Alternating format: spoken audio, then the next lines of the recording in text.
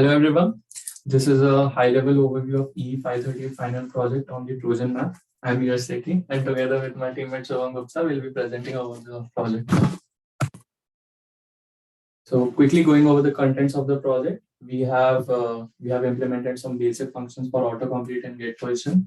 We have implemented the shortest path algorithm for Dijkstra's and Bellman-Ford. We have implemented few variations of the traveling Trojan. We have also implemented cycle detection, delivering Trojan using the topological sort, and finding k closest point using the maxheap function. Now, quickly going over the background.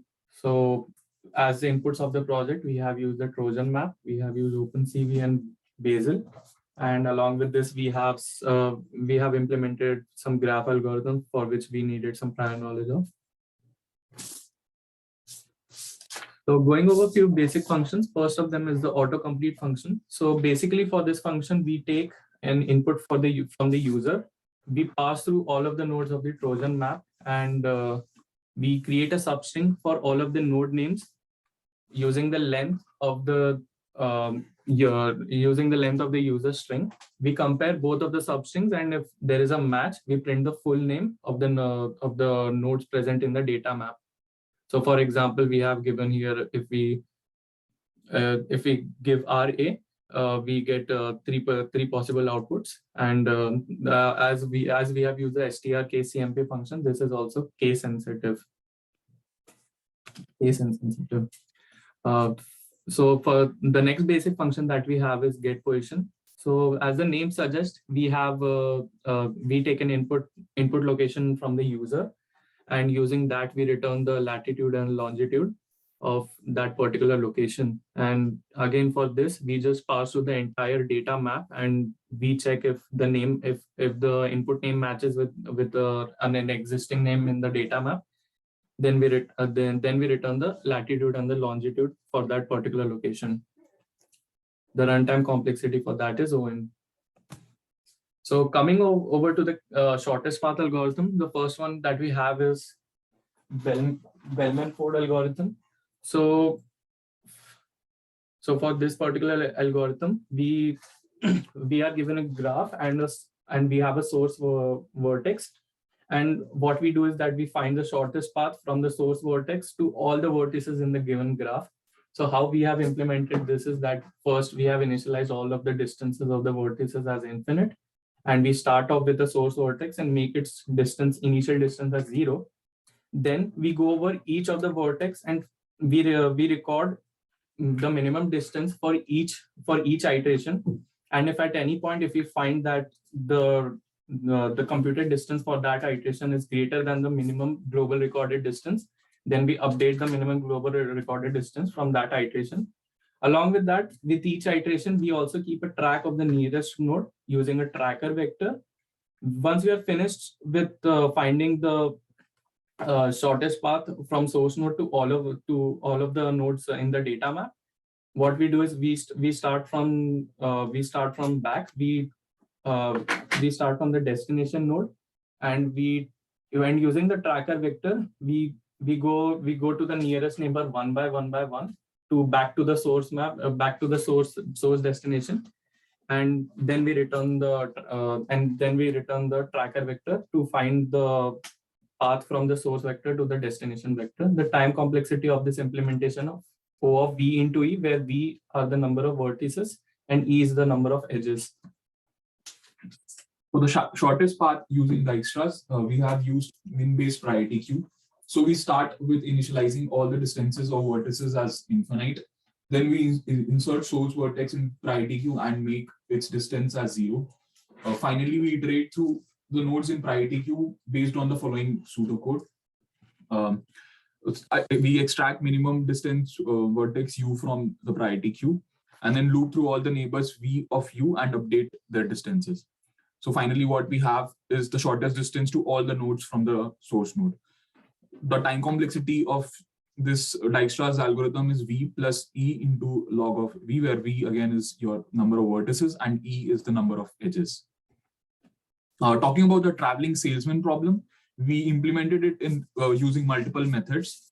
The first one being the brute force.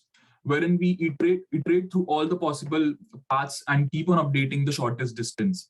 The overall time complexity for this brute force will be n-1 factorial, because we fix a start node and then we find the permutation of all other n-1 nodes. So therefore, again, the time complexity will be n-1 factorial. The next is the nearest neighbor path plus 2opt, where we first use the greedy algorithm to find our seed path. That will again form our start path. Now we select 4 vertices or 2 edges not sharing any common vertex and swap them to find a new path. So we loop through multiple iterations till the iteration count is 2000, or we have already found the shortest path. Again, the runtime complexity for this will be O of n square. For the third approach is pretty similar to the previous one, but then here we do not do any greedy algorithm. We do not start with any seed path. So we directly choose any random start path and then iterate through all other paths using the 2-opt algorithm. Again, here the time complexity will be O of n square. In backtracking, we start with a source node and iterate over the neighbors. We keep track of the minimum distance, and if the current total distance is greater than the minimum distance, we backtrack and choose another path. So for this, the worst case complexity would be O of n factorial. Now here is a quick comparison of distance and time comparison of different TSP algorithms. The first column is for the number of points. For example, we start with 8 points and then compare those common 8 points in brute force, nearest neighbor plus 2OPT, random start plus 2OPT, and backtracking. So we can see that brute force has a significantly higher runtime compared to any of the other algorithms. Backtracking lies in between the 2OPT and brute force. But then we see that for 8, 9, 10, 11, random start path plus 2opt algorithm performs the best, wherein your overall distance is also similar to what is expected out of brute force, which is 3.42, 4.44, 4.92, and 5.15. And the overall runtime again is very less.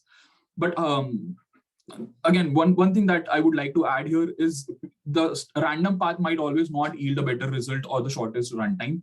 So we can switch between nearest neighbor path or start with a random path depending on the minimum calculated path. Use the above minimum calculated path as our seed path to iterate through the other nodes using 2OPT.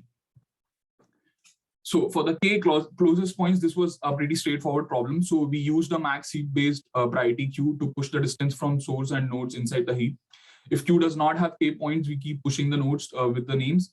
And if queue already has k nodes, compare the distance of the top node versus the calculated current node distance. If current node distance is less than the minimum max distance, we push the node. So since it's a priority queue, max heap based priority queue, the time complexity will be O of n plus k log n. So for the cycle detection problem, as the cycle detection problem basically is that within a given square space, we have to find if a cycle exists in the given square space. So for this, we are using a hash cycle function. So how this function works is that first of all, within the given square space, we initialize all of the possible nodes to a default value of, let's say, false.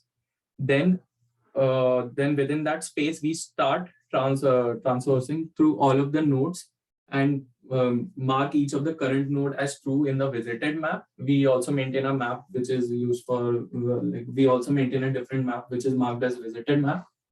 Then we traverse the current nodes neighbors, the current nodes neighbor nodes, and we record the current node as the predecessor nodes of these neighbor nodes, so that we know that we don't go back to the parent node.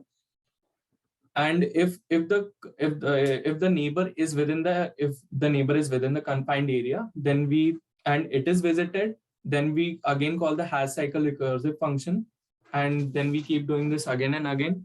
And if the final recursive hash cycle function returns as true, that means the cycle exists in the given square space in the graph, and we return the function value as true. If the neighbor is in the area and it is visited and it is not the parent node, then then again, this means that the cycle is in the graph, and then also we return the function value as true. So that is how we have implemented the cycle detection. And for the final part, we have the delivering Trojan using the topological sort. So here we are given a list of locations and their corresponding dependencies. So first what we do is that we create a dependency map to map all of the locations to their respective dependent locations. So how this works is that, for example, we have, for example, in the example that we have given, for Cardinal Gardens, we have two dependent locations, Coffee Bean and Target. So in the dependency map, we'll be doing a map for the key value of Cardinal Gardens to the values of Coffee Bean and Target. And correspondingly, we'll be doing this for all of the locations. Also, we'll be maintaining a rank map to update the rank, which is actually the rank, the routing path rank for each of the location. So for example, Ral's here, Ral's is given as 0 because it is a first location. Cardinal Gardens has been given 1 because it is a second location, and so on. So we'll be maintaining a rank map as such. This rank map will be updated after reading each of our key value of the dependency map. So we'll be going over the dependency map and reading each dependent location and then updating the rank map accordingly. Once we have done through this entire process, the rank map will be sorted by their rank values, and the corresponding locations will be returned by the function, and then we'll plot these on the map, on the Trojan map. And this marks as the end of our presentation.